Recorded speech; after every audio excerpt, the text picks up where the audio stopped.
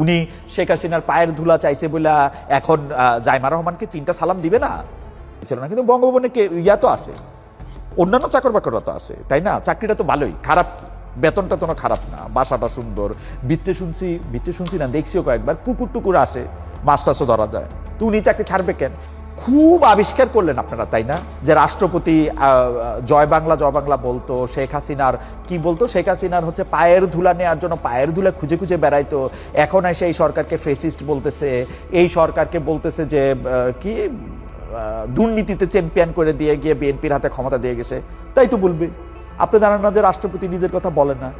রাষ্ট্রপতি নিজের কথা বলতো। আমাদের একজন মানে কি কমেডিয়ান ইন চিফ রাষ্ট্রপতি ছিল, কমেডিয়ান ইন চিফ, রাইট? উনার নাম ছিল আব্দুল হামিদ। উনি বিভিন্ন জায়গায় গিয়ে লোকজনরে হাসাইতেন। মানে আমি আজকে যা চেষ্টাটা করতেছি উনি ওই চেষ্টাটার মধ্যে পাইতেন, মানে পারতেন আর কি। উনি ভালো।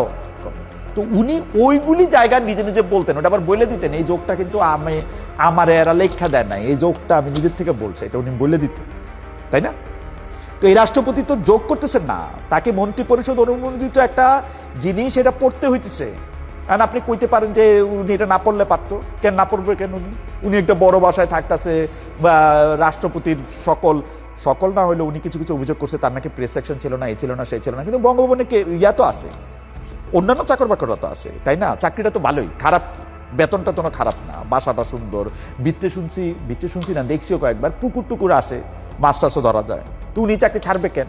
আর উনার এই চাকরি করতে হইলে উনার যদি মানে উনাকে যেগুলি মানতে হবে, যা কিছু লেখা দিবে তা কিছুই পড়তে হবে। আপনারা কি মনে করছেন উনি রিভোল্ট করবে?